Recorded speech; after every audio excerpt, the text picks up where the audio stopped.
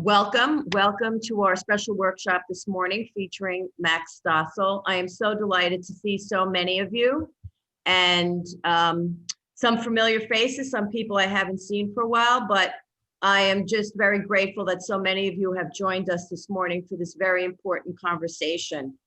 I want to start out by thanking Kelly Dabb and Rosalinda Markles and our Ethics Institute parent liaisons, in addition to Rosalinda, Beth Kirsch, and Nina Halgren, for their support and the Parents Association's co-sponsoring of this event. And without further ado, because I am sure that there's lots of information to cover and that you will have from Max, it's my privilege to welcome Max Stossel. Max is an award-winning poet, filmmaker. He has been identified by Forbes as one of the best storytellers and in the country for the year.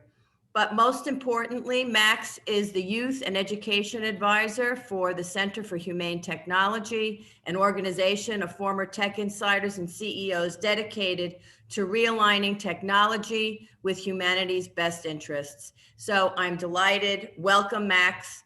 The mic is yours. Thank you for having me, and thank you all for coming and participating in this conversation. I'll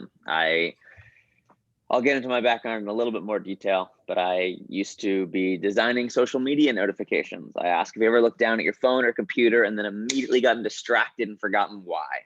And that was my job. I was designing notification structures to take you out of your world and bring you into mine, because we were told that if we could hold your attention for 2 minutes or longer, then we had a valuable company. And so my goal today is to provide a little context about the ways that some of social media is designed and some actions that you guys can take that I hope will be helpful in your own lives. And that said, I'm gonna hit the old screen share button. Can I get a thumbs up, Karen, if you can see my screen? Perfect. So first off, I want to say, of course, technology is amazing. If you were to tell me years ago that we could see each other face to face like this across oceans, I'm the guy on Google Maps that's walking around like this, waiting for the blue line to show up so I know what direction I should be heading in.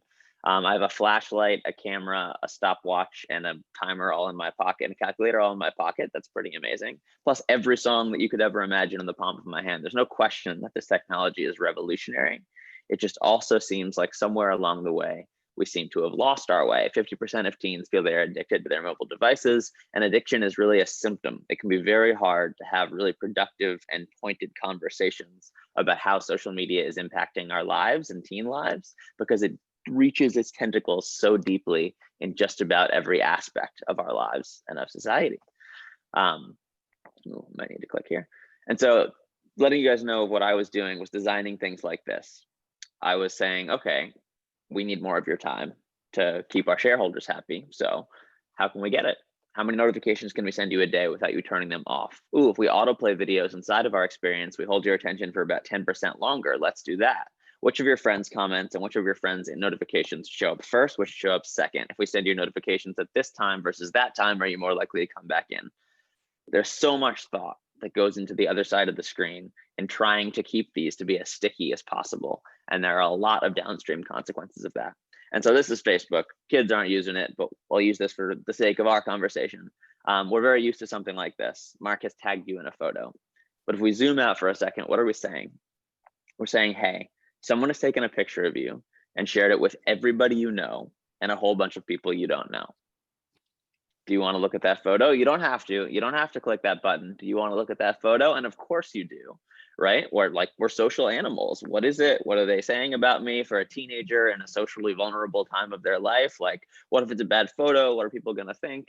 And so this is a very persuasive thing to interrupt somebody's day and put in front of their eyeballs. And of course, once we have your attention, we're very good at holding it. It's not really just the photo. It's spend the next 20 minutes. And so let's say, you know what? I'm not going to get sucked in by these companies. I'm turning all of this off. I'm turning all of this stuff off. I'm not going to let you notify me. Even if you do, in Instagram, in Snapchat, you have these environments that are 24-hour disappearing. So it's the same process in our brains that if I don't go in and check when I hear that I'm tagged in a story, then I literally can't click on it. I literally cannot see what is happening. And so that can be even more challenging or disturbing. Oh my God, I have to check this every day. I have to check this every day, or else I'm not going to know what people are saying about me. Very persuasive. Are you guys seeing yellow lines on my screen that just popped up? I've never seen that before. Very strange.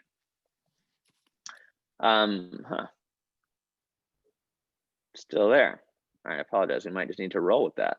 I hope that everything is okay in the digital world.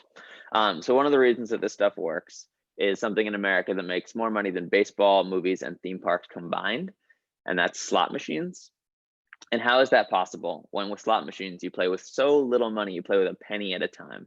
How is it possible that they make so much money? And the answer is something called variable rewards. You push a button or you pull a lever, and sometimes you win and get a flashy reward and result, and sometimes you don't. And that's a very addictive mechanism in the brain. In research with animals, they find that if you can kind of predict the reward schedule, then you can pretty much have a healthier relationship with something. An animal will push it, come back, get the reward when it knows it can get it. But if you can't tell, the monkey will just sit there pushing the button, pushing the button, and pushing the button. And so much of our phones are designed like these slot machines.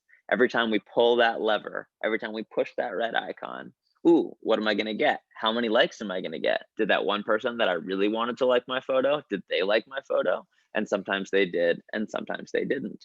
And it's not just the red notification icons. Every time that we're scrolling on any one of these platforms, we are playing the slot machine. What am I gonna get? What am I gonna get? What am I gonna get? Sometimes it makes us laugh. Sometimes we learn something. Sometimes we get a little bit excited, and sometimes we don't.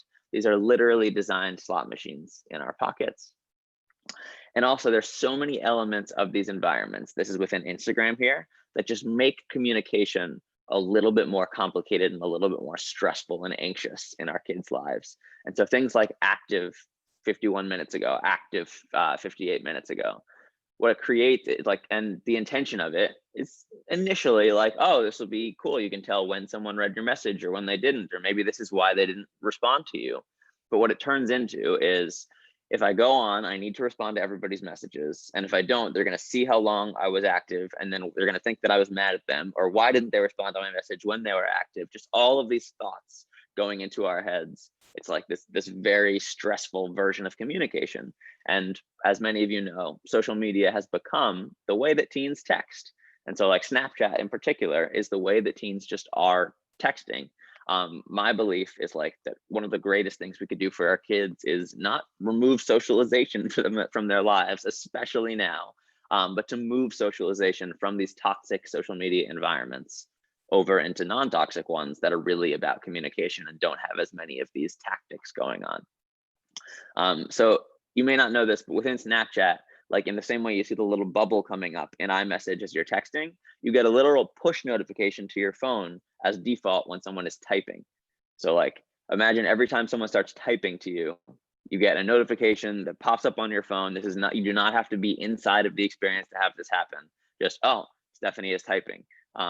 That's obviously a very persuasive technique that makes you, oh, what are they gonna say? I need to go back, I need to check this more often. It is very effective, especially for teenagers. And there's a lot of pull to be going back into these apps all of the time. And of course, this is not necessarily related to our enjoyment of using them. And so that's something that I want to highlight here, which is this is a talk that I give to teens, and I'll be giving later this afternoon. And this is a moment that happens in just about every room. And I think it says a lot about the difference between us using these apps and whether or not we actually enjoy doing so, and our kids in the same way. Please, I don't want your half hands. Give me whole hands if you have Snapchat. If you use Snapchat, give me your whole hands, please. Keep your hands high if you have some kind of streak going, any streaks going. Keep your hands high if you like streaks. Isn't that interesting? Isn't it wild that so many of us are doing something that we don't actually like doing? And by this point in the presentation, you can probably guess that the people at Snapchat are not waking up in the morning and saying, how can I create the most meaningful friendships and relationships between teenagers today? Streaks are a really powerful tool at getting us to come back and use the app every day. But something strange starts to happen, right? It starts to feel like, ooh, if I don't have streaks going with this person, are we really friends? Or like, ooh, if I don't have streaks with enough people or the right people, am I popular? Am I socially doing okay in school? It starts to feel like it has this very real impact on our lives, even though it was created by people who look like me in California and has nothing to do with our actual friendships. But it starts to feel very, very real. I have a friend who works at a psychiatric hospital, and she talks about how when teenagers are checking in, they are terrified to give their phones away because they cannot end their streaks. It would be the end of the world for them to end their streaks.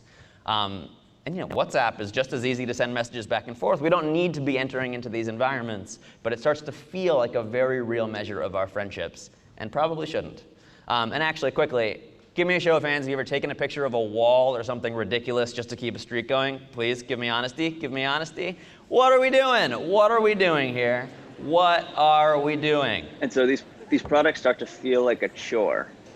They start to feel like a chore. And it doesn't actually become something that teens enjoy doing in a lot of the time, and bringing this to their attention helps them recognize that and recognize the difference between the apps we use all the time and things that we enjoy using. And the other piece that I'll get into a little bit here, there's actually a video in Childhood 2.0, which is a very interesting documentary that's out now as well, that talks about they make a 13-year-old girl or a 13-year-old boy's social media account, and they start a timer before they start getting these sort of messages, either requesting nudes or messages that are links to porn. And it's like 1 minute and 30 seconds just upon creating a social media account before these messages start coming in, which are from bots or complicated systems trying to link people to porn sites. And obviously there's a lot of parent attitude around this, in my experience, of this isn't going to happen to my kid. This is just it's the internet. There's very common on the internet, and having conversations about porn, about sex at a young age here, I think really is necessary, especially if social media is being involved. And so gaming, the gaming companies create these tactics. They are better at that at anybody else than getting us hooked. Fortnite is the hit of the moment. This is a video from you see this guy on the left side of the screen. He is working at Epic Games that they make Fortnite, and he's talking about ways of motivating users. You're going to see on the right here, you're going to see the numbers going up. What he's explaining is, doesn't matter why the numbers are going up, just seeing numbers going up is one positive way of motivating users. In their words, motivating are the ways of keeping them playing. He also here is going to talk about the way that the slot machine type tactics are used in Fortnite. Now, variable ratio is probably the most famous. Here we've got an example of it in Fortnite where it's used for the llamas.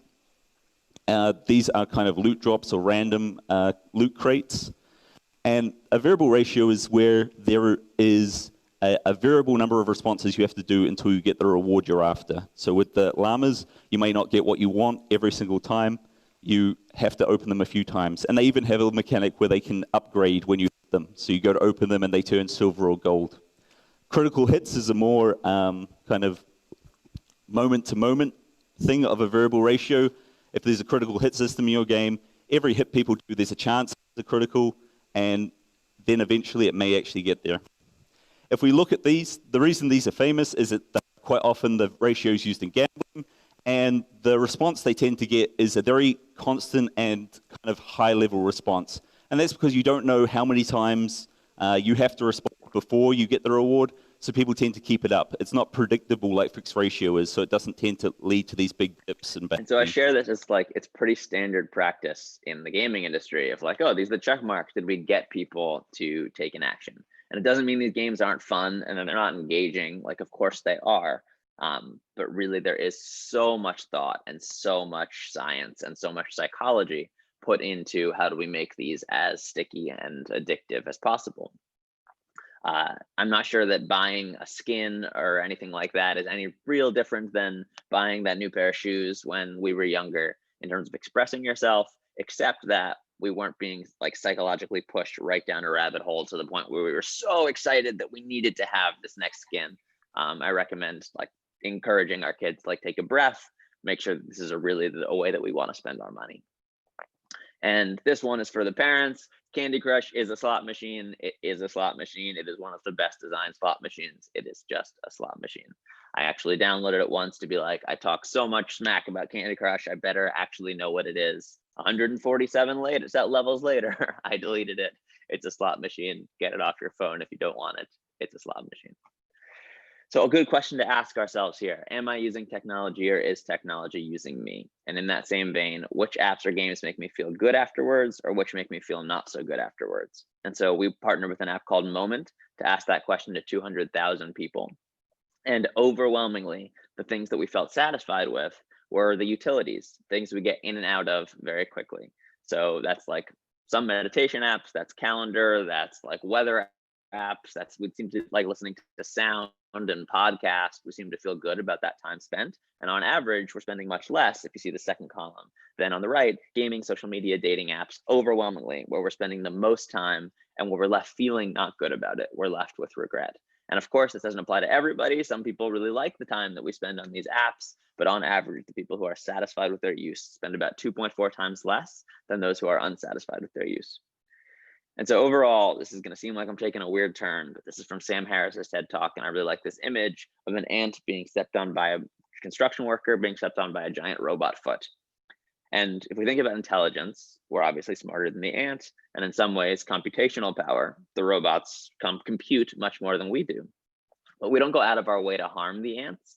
In fact, in some cases, we might take great care to not harm them, pick them up and move them out of harm's way. But the moment their goals interfere with our goals, like we're trying to build here and there's an anthill, we just annihilate them without question. And already some of the most brilliantly crafted algorithms in the world that are deciding what next piece of content to put in our kids' feeds, their goals are not the same as our goals. We don't wake up in the morning, our kids don't wake up in the morning and say, how much time can I spend on TikTok and Snapchat and Instagram today? But that is at the end of the day, the way that like success is being measured at these companies. It's not the only way, but if it were to turn out that spending 80% less time on these apps was better for us, they can't make those kind of changes because their business model depends on time. And so we think of this as the robots coming to get us into the world. I actually think this is a far more likely outcome. WALL-E, Aldous Huxley's version of the world, never underestimating man's infinite appetite for distraction. But we'd never really get to this place, right? This is a cartoon. This isn't really where we're heading. And I'm still being unfair. This is Mark Zuckerberg demonstrating at F8 the power of engaging virtual reality. And we're not doing this all the time, but we are doing this all the time. And is it so different if the screen isn't directly in front of our faces? This is an artist I love who takes pictures of people right as they look up from their smartphones. Does this person look happy? Does this person look happy? Another artist who photoshops phones out of pictures. There's something wrong here. And so, okay, overall, and I know for some parents might not be so familiar with literally what these apps are, I'm going to give you like some basic overview and like a little bit of societal commentary about what's going on each of these apps. So Snapchat, #1 messaging app for teenagers. We talked about streaks a little bit, but really most teens view Snapchat as text. Like when I recommend that teens get off of Snapchat and move their conversations to a different app, a lot of the times, as soon as you say get off of Snapchat, it's like, how am I going to communicate with my friends? Like you're trying to take my friends away from me. And so it's no, like I'm really not. It's just like you're using this messaging system that has a lot of this really manipulative stuff baked in there. Maybe since what you care about is your friends, maybe just try moving that somewhere else. Goofing around. The reason it was so appealing is because things disappear after 24 hours. And so teens who are raised in a generation of being told everything on the internet is forever, the fact that it disappears is appealing for them. It technically is stored on a server for 30 days. If nudes are being sent and received, this probably is the place because they disappear. There is a lot of culture of pressuring teens into sending naked pictures of each other. There is like this stuff is probably happening in their awareness, and having conversations about it, I think, is wise.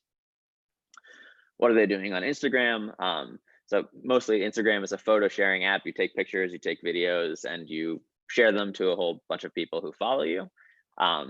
What I get really concerned about here is Instagram, especially in some ways, all of social media, like seems to have taken over an importance in a lot of teens' mind compared to the physical world. I only want to go to this thing so I can take a picture of it. I only want to do that so I can post about it. And my self-worth is so caught up in how popular the things that I'm posting are. You all remember being in high school, the high school dynamics of how important it was to be popular. Now, every moment, every single day, how popular was this? How popular was this comment? Quantified and gamified in a system that is not really thinking about them. TikTok is probably the most popular app of this moment. For the most part, it's like dance, humor, and meme videos. It is the most brilliantly designed slot machine that I have seen. Time goes away from the top screen. You are literally scrolling and scrolling. You sort of have to watch often like 30 seconds of something before you start to get the idea. So time just vanishes inside of this app. I would really like, if you're thinking about this like a movie, I would say the content is mostly rated PG-13 or R, or sometimes maybe a little further. That is the nature of what a lot of these videos tend to be. By nature of a lot of these algorithms, the things that we spend more time on start to become more and more. And if you're a teenager and seeing people in scantily clad outfits, often that lights something up and more time is stayed there, and that will continue. And so it becomes just mostly that a lot of the time. And yeah, this is really where a lot of time is going right now, I think, especially during this pandemic. YouTube are watching videos about everything in general, like YouTube, and I say learning and learning, because there is some really powerful, incredible information on YouTube. The challenge is the recommendation algorithms tend to push us towards the most extreme versions of what we're already likely to believe. YouTube is a supercomputer that is trying to figure out what's the perfect next video that will get you watching. If you think about a scale of information from flat Earth to round Earth, the flat Earth videos in general search, only about 35% of YouTube videos recommend flat Earth theory. In YouTube recommendations, about 90% of your videos were recommended flat Earth theory. This was before they fixed it, but it's like constantly whack-a-mole of that process. The most extreme, crazy, out there version of an idea is what is more engaging and what gets recommended. So there are some programs, there are some, and I'll say this to your kids later today, but there are some plugins you can put in that get rid of some of those recommendations, so you can just go to YouTube itself and not get sucked down the rabbit hole. And if you're sending around links to your kids, there's something called Safe YouTube that just lets you put the video itself and takes it out of the environment of those recommendations. So what's this doing to us in our brains?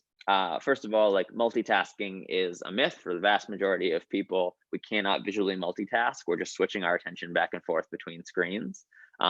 Researchers out of Chicago found that like people with their phones outside the bedroom perform significantly better on cognitive tasks than people even with their phones off and on the desk. Like just having the presence of the device in its own way is fractured attention. And so like want to do better in school, want to be more focused at work, putting your phone outside the bedroom, about difference between a 78 and around an 83 on cognitive tasks. I get some comments saying like, hey, who's teaching us how to have eye contact during conversations? Was a concerning one when I first started getting it, but there is like I think there is starting to be a need for teaching how do we interact in life, and this happens more and more when we introduce the phones and turn social world into that device from such a young age. This is one of my biggest concerns, is that it's never been easier to run from ourselves. The very moment things get a little bit complicated or a little bit hard or a little bit awkward, let me just pull out my safety blanket for a second. Let me just open up one tab. I'm going to play one game. I'm going to play one game. It's never been closer to us to escape from the uncomfortable parts of being a human that we all know in this room are part of understanding and experiencing to learn how to be a thriving adult in this world. And so I'm going to share with you some messages from teenagers, and this is through a friend and colleague of mine, Colin Karchner, who really would just collect and spend hours and hours each day messaging teens in their darkest times. And I'm just going to read these out loud. I started going through depression when I was about 11, maybe 12, all because of social media. I would look at these girls and compare for legit hours. I didn't know what to do but just cry and cry. I started to get suicidal. I would show up in school and act like I'm all fine, even though I'm the opposite. If I was sad, people would get mad at me, and I tried to talk to people and they would tell me you have no reason. When I got my phone, I thought it'd be fun to download TikTok. Now it ruined my life. I started feeling numb and being sad for so long. There are thousands of these messages. I was given access to the internet at the age of nine. I got Snapchat and Instagram at age 9 and Musical.ly at 11. Musical.ly was bought by TikTok, and it's now the same. It has ruined my self-confidence and has robbed me from my happiness as well and well-being. I battle with anxiety and depression and don't even know how to tell my closest friends. I don't know how. I'm currently 13 years old. Social media has ruined my life. I look at myself in the mirror and hate the way I look. I cry every single night. I want so badly just to be happy. I was 10 when my parents gave me my tablet. The only form of social media for a while was Pinterest, but I had quickly been introduced to porn and rape and lots else. I was pretty much addicted at 11, and by 12, I realized how wrong and gross it was for a kid my age to be thinking and looking at stuff like that. It took a while, but I disciplined myself and got out of it. I'm 15 now, and no one in my life knows what happened. And so with this one, like, I think this stuff is present, and it's a really, I think, like, important, especially with phones, if they're already introduced, like the porn side of things, it's there, it's around, it's a part of this. And I think conversations about it can be really important and helpful. A lot of kids that I've spoken to are very afraid to come to their parents, like, oh, like, I'm gonna get in trouble, I shouldn't be looking at this stuff. And I think are really desperate to be heard and seen and cared for through what can be a really confusing time and process. And so this is not really an anomaly, and especially for teen girls. We're seeing around 2012, we saw a major spike in teens with highly depressive symptoms. There's like questions of research about whether this is related to screen time. The research seems pretty clear that social media is having a pretty negative impact, especially on 10 to 14-year-old teen girl mental health. And so this is the cost of some of this technology, and it can be very difficult to deal with. And like, it's a really hard time to be a parent, and it is a really hard time to handle all the screens, especially with all school online. How do you separate it? Like, this is a tough challenge for this guinea pig generation, and it is not easy. And I'm not here to blame or shame anybody for introducing social media to their kids. Like, this is a part of life that we're learning to deal with. But I want us to be realistic about the realities of what we're facing. And so how do we talk to our kids about this stuff? So the hardest part is leading by example. As we all know, this is not just a kid's problem. And I'm going to share some messages around that. Colin, saw your presentation tonight in Prosper. I'm a therapist, and my specialty is teen girls. Phones are contributing to eating disorders too. Mom and dad being so distracted by phones and not being present during mealtime are directly related to girls being able to develop unhealthy patterns with food. Restrictive habits and compensatory behaviors abound when mom and dad aren't noticing maladaptive behaviors because they are glow parents. Glow parents is a term for the glow of the screen on your face. My family was so addicted to their phones. Right when you finish, I made a plan. This is from a teen girl. I'm going to change my life around, get myself unhooked from my phone, then work on my mom's addiction, and then my sisters, and then my brothers, and then pretty soon my friends and everyone around me is going to become happier. I used to be so scared of trying out for solos. When I got on Instagram, everyone seemed to be amazing. Now that I'm away from this toxic website, I've tried out for 3 solos, and my grades have increased so much. It's crazy. You saved my life. There's very real impact being made here. Colin, I went to hang out with my dad. We went to go watch Doolittle. He was on his phone the whole time. Sometimes I wonder if he wants to spend time with me. Now my brother and I are hanging out at his house. And guess what he's doing? Sitting on his phone. This is not just kids, it's all of us. And it's very easy for us to escape in awkward moments, to want to unwind. And there's nothing wrong with that, of course. But one really helpful tactic here can be really communicating what we're doing on our screens as we're doing it. Hey, I know my phone is buzzing right now. I need to take this. This is work. This is how I put food on the table. I'm going to put that down afterwards, and I'm going to be present with you. Communicating through what we are doing on our devices. And honestly, like, giving hugs was one thing Colin did really, really well. It's something you can't get through a screen. And it was, I started doing at the end of my talks in person, and was shocked at how many feedback comments I would get of saying, I just didn't realize how much I needed a hug. And that physical affection, I think, is something that's lacking in our very digital world. And so reading these can be really scary. And before you panic and rip the phone away, remember, especially now, like, the phones can be absolutely a lifeline. The way that we're communicating with each other socially, getting support, and especially in really hard or dark times, sometimes it can really feel like, this is my lifeline. Do not remove this from me. And something like 10% of the phone-related suicide attempts come from taking the phone away. And obviously it's not because you took the phone away. There's other deeper things going on, but really important to recognize that, especially right now, it can serve as the social lifeline. How would you like it if we took your phone away? It would be a lot. I think the best thing that we can try to do is move socializing from these digital environments, from these toxic environments, to less toxic digital environments right now. And as we come out of pandemic, encourage that in-person interaction. And also, conversation is better than shame about this stuff, especially with porn.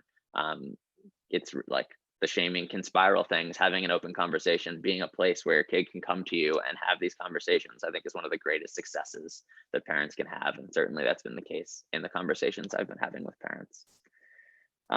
In that note, thank you for talking about confessing to your parents when I get bit. Getting bit was a term being used about getting bit by porn. I came to my mom about it and got so much love in return. Hearing you speak also gave me the courage to confront my dad, who I do not see often. He's always on his phone, making me feel worthless. He acts like anything I say to him is irrelevant when I'm trying to express very important things to him. It hurts when I confronted him about how I felt. He's been putting effort in to listen to what I have to say and giving advice in return. Just want to thank you. So again, asking not just do you use this, do you like Snapchat? Do you like Halo? If you were to ask me if I liked Halo as a kid, I'd be like, yeah, I love Halo. Halo's the only thing that I want to do. If you were to ask, how does it make me feel? If I was aware enough to recognize how it felt, then I think I would have been able to tell you the first hour felt great and exciting and exhilarating. And the next 17, I was just desperately trying to get to the next level, so in a fit of rage. And so focusing on what it's doing to our bodies, what it's doing to our lives, and not just how will we spend time on it, because that's a twisted statistic. Including kids in the rulemaking process. The truth is we're not going to really know what's going on. There's a new app every 3 days, but having open conversations about this and keeping that ongoing, what's working, what's not working, how do we adjust this? You and your kid both want them to be a healthy adult and human, and including them in that process, not necessarily as a democracy, but not doing it as a dictatorship either. Seems to be a really helpful thing for a lot of the many thousands of parents I've spoken to. Delaying is, that would absolutely be my path right now, like just not introducing social media for as long as possible. Wait until 8th is like a group movement. It's much easier to do that together than it is in a vacuum. There's also something called a GAB phone, G-A-B-B. And this stuff is all on our website as well, by the way. GAB phones kind of look like smartphones, don't have social media, have text and calling. And that's definitely something I would be considering for younger kids before smartphones are introduced. Zones in the house, like a dinner table being phone free, the bedroom being phone free if possible, can be a really helpful thing that people have found useful. Blue light and sleep is one place the research is absolutely conclusive. Blue light messes with our sleep. Our brain thinks that the phone is the sun, and our rhythms get all messed up. If you can, phone outside the bedroom. And in that same spirit, physical alarm clocks can be especially helpful. So the first thought we wake up in our groggy body is not, oh, what are the things I missed? What are these truncated little messages? We can think our own thoughts. It feels like we're going to miss that really important thing. But the reality is how much of our life couldn't actually wait 10 minutes before we see that message. Turning off any notification that's not a human being trying to reach you. No, happy holidays from Tinder. You haven't played Candy Crush in a while. This person has liked your photo. Getting all of that out of your life, so that the only way your phone can buzz is if a person is trying to get a hold of you. And this is a really, like, a lot of messages from kids saying this was really helpful if they're not going to delete social media entirely, but just purging their following accounts. Just unfollow every account that like makes you feel badly about yourself, especially for young girls. And this isn't everything that challenges you, but everything that makes you feel badly about yourselves. And there's like a social pressure of I can't unfollow them, I can't unfollow this friend, but just purging. We've heard plenty of teens just say the relief that has caused has been absolutely fantastic. And deleting toxic apps. This is much harder to do alone, much easier to do together in groups. And I'm not saying stop doing these things that we love about them. Make the funny dance videos, send them back and forth to people that you love directly. Just don't put them in this environment where we're constantly checking, ooh, like how many likes am I gonna get? Am I pretty enough? Am I funny enough? Am I this enough? This comparison world. I could not design a better self-comparison world than these apps. And why would anybody want to?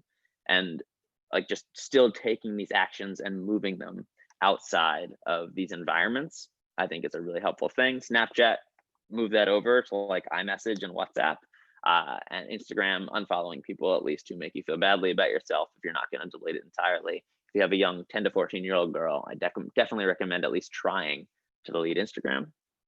I just want to say that I deleted Instagram back in June and then got it back for a day in August and then deleted again. So I've been off of it for about 5 months and I was so much happier. I didn't realize what it was doing to me until I just barely got it back again and realized why I deleted it in the first place. So here I am deleting it. But thank you. The reason I shared this message, and there are plenty of like Deleting TikTok was the best thing I ever did for myself. It was destroying my mental health. Plenty of those messages. But I share this one because the line, I didn't realize what it was doing to me until I just barely got it back again. It's really hard to notice what this stuff is doing to us and what it's doing to our mental health. And often taking that break, and a helpful way of posing it to our kids is, and I'll do this afternoon, is if you're not addicted, try. If you're not addicted, if you're capable, why not try it? Try taking a break. Try it for a week. Try it for a month. See how it feels. Do you not want to know what your whole life is like? Your whole life. What you want to go your whole life without knowing what it's like to not have social media on your phone? Try it.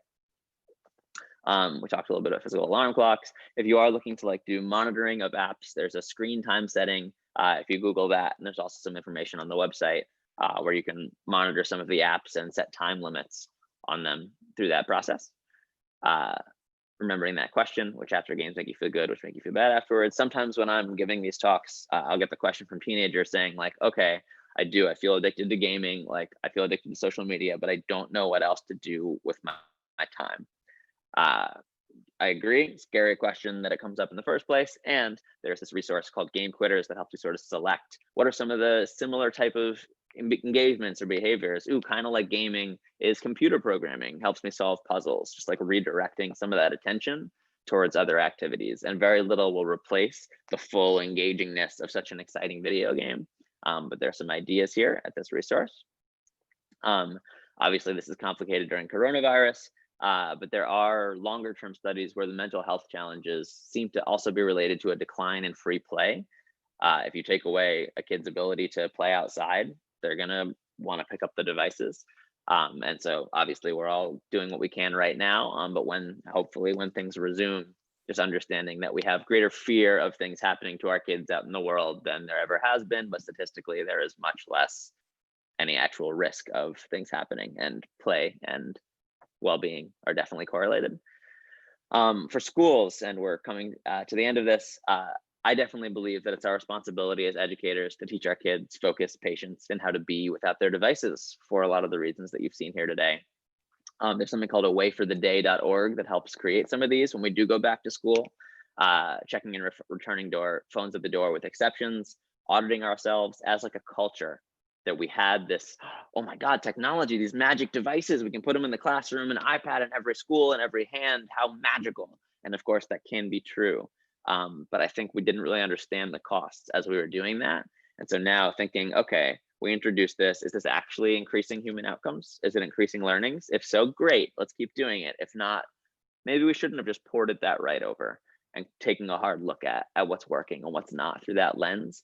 Paying attention to what we're moving as we're losing as we're gaining, like moving slow and testing with new technologies instead of just being like, oh, new tech, that's going to be better, but to be skeptical. And in that vein, approaching tech and schools with a skeptical eye, measuring success, not just in use, because there are plenty of ed tech apps where like, look, they're using it more, they're trying to get the coins, but in human results, are they actually learning better? Is this really an improved experience? And then finally, integrating SEL, mindfulness, and communication skills. These are like, sometimes some people think those sound like woo-woo skills. I think they're very practical for navigating this digital world. There are of course exceptions with some special needs kids. You put an iPad in front of them, they light up. Let's not throw the baby out with the bathwater. There are also some communities where the only place they feel like seen or understood is in some of these online communities. Still helpful to move them from social media to less toxic places. But having stations or places within schools that if somebody needs to use a phone, they can, I think is a really good idea. And so finally here, I'm going to conclude with the story of that Yuval Harari shares, which is about when he was 18, he realized he was gay. And he spent the next 6 months thinking, how did I not know this about myself? Like, how did I not know this thing about myself? And he realized that an eye tracking software probably would have been able to tell that pretty quickly. And so in this future that we're moving into, what would it look like if the internet did know that about him before he did? What would it look like if Coke knew that about him, but Pepsi didn't? And one company was serving him shirtless men ads and the other shirtless women ads, and he just kind of had an affinity for one without knowing why. And I say all of this, and that one of the best things I think we can do for our kids in this digital world is help them get to know themselves, know what their feelings are, learning mindfulness, learning where our impulses are coming from and what's going on in us, because there is no shortage of tech companies that are working on that race to try to use it to keep us spending more time and to sell us things. And that's a very difficult challenge, and it's unfair to have to deal with this in the guinea pig generation. And I think it's where we are. Finally, again, the hugs, I can't, but it sounds so cheesy. The results are shocking. 8 seconds. 8 seconds is the scientific oxytocin release for hugs. 8 hugs a day. Why not? Life is short. And finally, these resources are up at socialtruth.humanetech.com and as well as on our website. But in all of my work doing this, the reason I have so much focus on Colin's stories and these personal stories from teenagers is that it's very easy to get into a conversation with teens like, well, I like this, I don't like that. And like, oh yeah, Snapchat, that's really funny. Or I saw this great video on TikTok. But as soon as you share stories like these, teens are immediately either, yeah, I have experienced something like that, or I have a friend who has. And those are for those who are in the social media world. And so it just cuts through a lot of the noise and become a really powerful conversational tool to get to the essence of what's going on. That was a lot. Thank you so much for your time and listening. I would love to take questions and open up in conversation. It's hard time. You're doing your best. Please be gentle with yourselves. It's confusing and complicated and a guinea pig generation of social media and kids. And yeah, I hope we can get together. I hope I can answer questions. And I hope that if you have something that's working really well and awesome within this space, that you'll share it with everybody else, because a lot of people are struggling. Thank you for your time and for your attention. Thank you, Max. We have a few questions already in the chat. And so I will just very quickly, there were some specifically about YouTube, gaming, etc. Are they what you consider to be social media? Do you have an opinion on Roblox? And what do you think about Discord? So, I mean, is gaming the same as social media? They use a lot of the same tactics. I mean, I was a gamer as a kid. I think in some ways I'm really grateful for some of the skills that gave me. I think with gaming, like the limits are really important. And that question of how does it make you feel? I was on a call the other day with like some 11-year-olds that were like, I don't really like this. I just really want the achievements. And I was like, okay, like what? So you're going to educate everybody here. Like what's in the, you're like, you want to stop, but you don't know how, what's in the way? It's like, well, I really need to get those achievements. And like, and what else would I do? And so it's difficult to unravel and unwind. And like, they can be really fun. There's almost nothing as engaging for a teenager to enter into a totally different world where they all this like this different character. But I think it's setting the limits there can be really important. Roblox, I've heard a lot coming up recently, and like I believe is a more creative game, and I think would fall into a similar category of just why are you doing it? Like, what's going on for you? And what can be challenging is, I think when I was that age, if the answer was, I'm really scared, really anxious, and really lonely, and I don't know like what else to do, and this helps me escape myself, I wouldn't have had the language to say that. But recognizing that might be what's going on, and just trying to keep an eye of like, do you like this? What are you getting out of it? Having that conversation can be powerful. And I just said, do you like it? What I meant was, how does this make you feel? Discord, Discord also coming up a lot recently. They use some similar tactics to like I got a question the other day saying like, I feel so bad leaving a Discord chat because there are some things that make it feel like you're abandoning your group. It's like, with this person has left, has all sorts of social connotations. And like, I really think text and like WhatsApp, if you want, are the best, just like direct messaging things. And Discord, I don't believe is as like as addictive and challenging as some of the others. But I wouldn't be like use Discord as the place to go. Yeah. But also, I also want to encourage, if you have questions, like sometimes like I can read these off and share what I've experienced with them, but often I find just like having conversations about what you're going through specifically can be helpful both for you and honestly for everybody else involved, because a lot of us are dealing with the same things, and I can rattle off things that I found and factoids and information, but conversations are where I think the best work happens here. What about the strategic games, like the games that supposedly teach the kids, like Among Us? It's the same question of, are we learning? Like, are we learning, or are we getting the coins?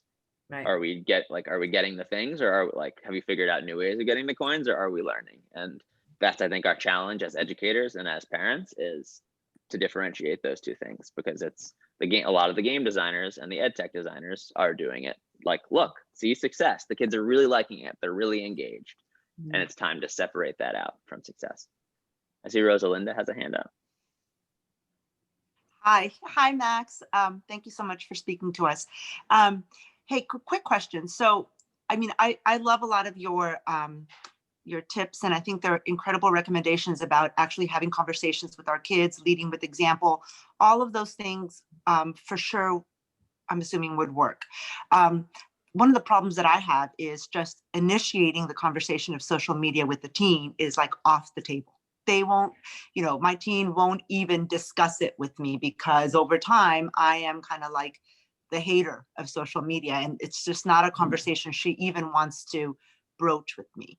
Have you had experience of other success tactics that happen outside of the home? Of course, in the home, we would reinforce a lot of these things that you're talking about, but kids doing it in groups or programs that you've started through your organization or school or something else that initiates this and gets kids to see it, because there has to be that moment when they're open to change. It's exactly like addiction. I see so many parallels to different types of addiction. And I guess the thing that I keep coming up with is the roadblock of just initiating this conversation. I just get a lot of resistance. So how do we approach that? So one, I'm hopeful that I will literally be that for you in a couple of hours, or in an hour or so, of like your mom's telling me not to use social media. Blah, blah, my teachers, you old people are telling me not to use social media. Like, that is a very common kid attitude. You're not old people. And I hope that can be an impetus. I also, like, these stories really feel different to me, because it's hard when you've been that voice forever, and it's like, what? And I'm afraid you're going to take it away from me. Like, you're going to take away, if we talk about this, you're going to take my phone away, you're going to take social media away from me, and I really don't want that. And of course there are some addictive elements to that, but also, like, in a very real way, especially now. This is how I'm talking to my friends. You want to take that away? What if they don't leave Snapchat and I'm the only one who doesn't have it? And then I can't talk to these are real social fears. And so what I think these stories do really helpfully is just focus the conversation on, here are the ways that some people are impacted by this. Do you know anyone who is impacted by it like this way? Can we talk about that? Like, I don't want to socially isolate you. Like, that's not what I want as your parent. Like, I don't want to socially isolate you. I am concerned about these things. Like, are you concerned about them? Can we have conversations about them?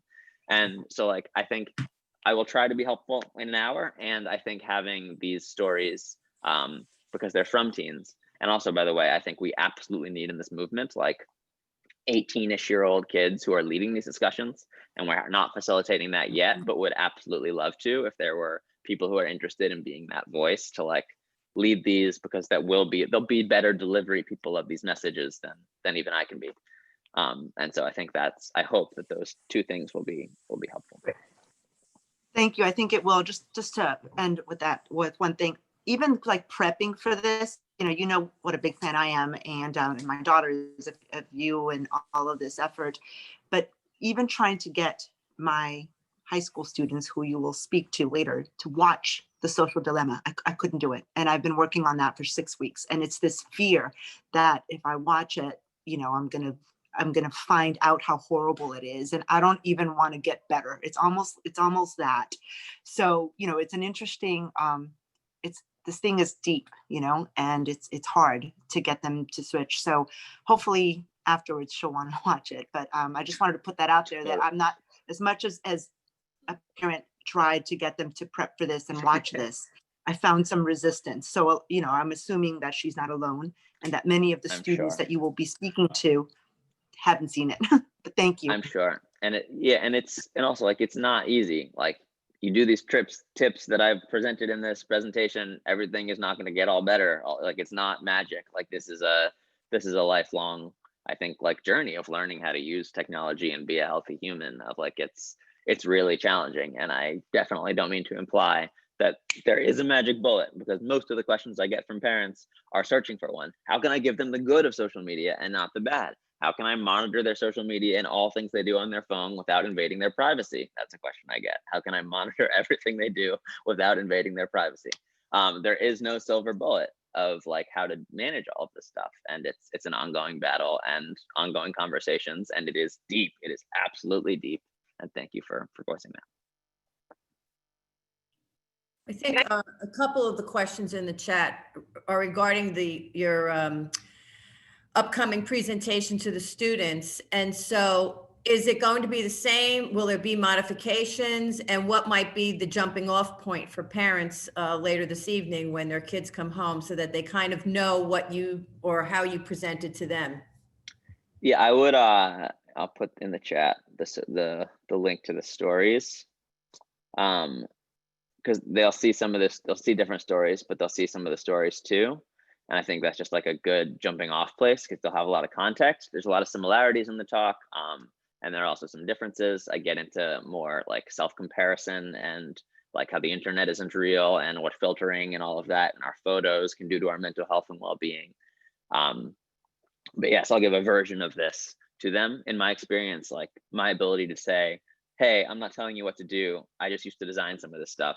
And so I want to show you how it's made so you can make your own decisions, cuts through some of the, don't do this isn't good for you, blah, blah, blah, like just allows a little bit more of an open door to that. And so that's like the angle I'll be taking. Also like it's an older version of it, but there's a version of the talk that I give that's up online. It's called We've Been Sneaking Into Your Brains. And I focus more on the mental health elements of it now as that's come to light over the past 2 years. But that's like, that's what that video that I showed you was from. And there is some of that in there. But yeah, I think that link that I just put in the chat is the place where I would go to start the conversation. And I would ask like, what do you think about this? Which of these resonate with you? Which of these don't? Like, do you know anybody who deals with this? I don't want to socially isolate you. Can we talk about this? I'm concerned. How much of this do you think is healthy? Do you think you should like having those sort of conversations? I think is the place to start and to understand that this is a journey. It's not, we talked about it once, great, it's done. And also owning our own contribution in it, right? I know I'm on my phone all the time. Is that like feel hypocritical for you? Or like, here's how it's impacting me. Here's how this system has impacted me and what I feel. And I think starting there is a good place for the conversation and recognizing that it's going to be an ongoing one.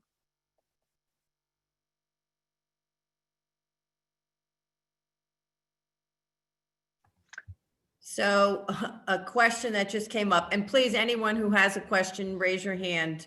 Let's see, should we remove the girls' phones from their rooms during your talk? Because remember, they're all home.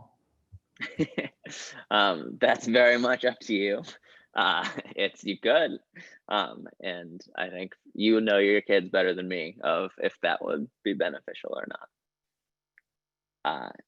If there's but yeah, if there is like anyone, does anyone have like anyone doing anything that's working really well? Anyone doing anything that's like, I had this conversation or I said this, or this is a practice we do in our home and it's just fantastic. Like we don't often gather like this as communities and would love to share information that way. If there is anyone who wants to celebrate wins or say something they're really struggling with, all of it is welcome. Karen, just to inform Max, we're a K through 12 school. So we have students in the primary school, junior PK to up to 5th grade. And then we have a middle school, 6 through 8, and then 9 through 12. Can you share some tips for primary school parents to prepare? Because as you know, with younger kids, technology is at their fingertips. Can you just share some tips for our primary school parents? Yeah, and so technology is at their fingertips. I think sometimes it is social media for them, sometimes it's not. I used to get the questions of, should I give my kid a phone at 14? And now it's, should I give my kid a phone at 10? And so it's definitely getting younger and younger and younger. Like I'm not as familiar with like most of I've been speaking to many thousands of middle and high schoolers and parents, and then through parents, I hear about their younger kids, but I haven't engaged as much with the younger kids. So I don't want to pretend to have expertise that I don't have. I would say like, it sounds like having conversations about this stuff, maybe even sharing, probably not some of the suicidal stories for younger kids, but sharing some of these stories, like the ones that might feel more approachable and talking about it and like just starting that conversation and sharing and narrating what you're doing on your own phone and reassuring that your child is more important than the screen, I think is really helpful. Like starting the conversations young. Also, there's a resource, Children and Screens, that I think has good information on this, but I just don't personally know as much about the younger kids, and so I don't want to lead you astray. Other questions? Kelly? You asked us to share something that maybe we're trying. And the other day, I just got super frustrated and I said to the girls, all right, I have twins in 10th grade. And I said, let's come up. We have a long break coming up and you guys are at home now, for the next 2 weeks from school. So let's come up with something to do off your screens, off totally. And I threw out all kinds of different ideas, like learn how to play chess, pick a book, find a book to read. I don't care. Just go. And I want an answer by dinner time. Like that's what was like. And so, but they actually thought about it. I pressed and they came up. And so, for example, Molly is going to learn how to knit and she's going to do it through YouTube, but we also have a knitting place here in town that I'm going to I'm going to ask her to go and talk to them to buy her supplies, to do things like that, maybe get a pattern, etc. And then Bridget, she's into fashion right now. So she's decided she's going to learn how to sew. Now, are they going to have to do that on YouTube? Maybe, right? Because that's what we have right now, my options. However, it is something different than the apps. So meaning Snapchat, et cetera, et cetera. So I'm hoping that that's something that we're going to try. I'll let you know how it works. And outside of that, after my kids did watch Social Dilemma with my husband and I, and they were very compelled by it. Like they definitely, it resonated with them. They listened, they learned. However, did it make them change any of their habits? I don't think so, not as of yet, because I do think, as you said, it's a constant conversation. And that's sort of where this idea came from. And I actually asked them, I said, can you tell me how much time you spend on your phones? This was recently. They're like, we don't want to know. That to me is interesting. They know it's not good, but we don't want to know. We don't want to look. I'm like, well, eventually we're going to look. Yeah. So anyway, some suggestions. Love that. Yeah, thank you. And there is, I think, such a desperate need for like that replacement behavior. What else are we going to do? And then how do we come up with that? And it can be scary, right? I can't immediately know. I can't just check it and have it. Love that you're doing that. Thank you. I have 3 girls and just, I don't have a solution, but I even find it, I do not allow social media on their phones. The oldest one just went to college, so I allowed her, and now she's at a point where she doesn't even want it. But I'm not saying that it's perfect because they do feel left out from their social communities at school or friend-wise. And not only that, the messages they get that you're talking about are not just because of social media. It's the news that gets fed to them all the time. It's the computers and the YouTube, that the ads that they get, or the friends who are telling them which YouTuber is good to see and they go to it. So even when you take away, and don't give them the TikTok or the Instagram or anything, there is still issues around the amount of time that gets spent on the computer and where the messages are coming from. So I did succeed in getting my middle schooler to watch your movie, and it was great because she, turned her phone to black and white to make it less interesting. She did remove notifications that was suggested in the movie.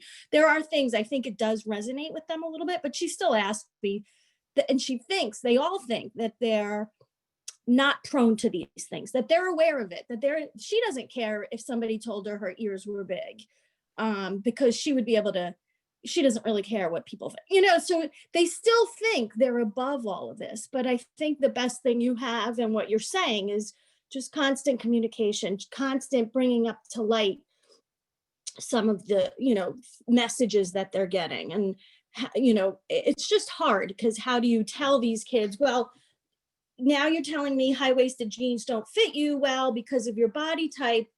You don't have social media. Where did you get that image perception? It is still a difficult thing to to manage. And as a parent, communicate. I think it's easier for you to hear it from, I mean, for them to hear it from somebody like you, but you're not in their lives every day. But it's very difficult, yes. But thank you. It's a great effort, a great organization. Yeah, thank you for sharing. And certainly it's not all social media, and often the social media addiction is a cover for other stuff that's going on, in my opinion. Like, all the problems were there, social media just poured gas on everything. It's like little embers. Social media pours a gas and inflames all of this stuff to the top, and so much at once, and it's very hard to manage. And thank you all for trying and for doing your best at it. Well, I'm mindful of the time, but what I want to say is, in addition to thanking Max, this is really a school family home partnership. And I'm so grateful that our counselors, Barbara and Joan, are on this call with us, as well as Alicia Rodriguez. We have follow-up conversations planned for the students tomorrow and Friday in their advisory groups. And so we will continue the conversation at school as you are continuing the conversation at home. And we look forward, the Ethics Institute, to continuing to have these conversations with you, the parents, the chats, because I think not only communication between you and your children is imperative, but also communication amongst us as a network. I think, Max, having the parents share some of their success stories can only help the rest of us. And so, again, I want to thank you, Max. I want to thank all the parents for joining us, and a special thanks to Rosalinda for putting us in touch with Max. So thank you very much. And we'll be talking to your girls at 10:40. So from 10:40 to 11:40, put an eye on the middle schoolers and high schoolers, because they should be totally immersed in what Max is talking about. So Max, you want to finish? You just put your Honestly, yeah, there's my email is there if there's anything that you feel called to reach out and share. And yeah, I look forward to talking to your girls, and I appreciate you being out here. Thank you for your time. Thank you, everyone. Have a good day.